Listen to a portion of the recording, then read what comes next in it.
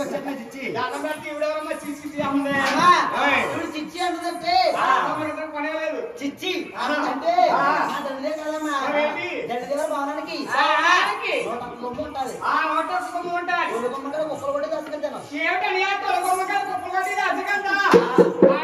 ఇవిడే దేవత అనుకున్నా నేను పడతాను అనిసుకోకు దెబ్బైపోతాను అమ్మ నా దండం ఇచ్చేదాన్ని వచ్చే ఏడకే వచ్చే పెద్ద మిల్ గడికి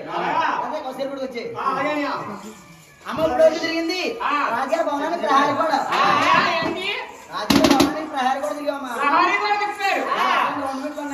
రోడ్ మీద ఎక్కడా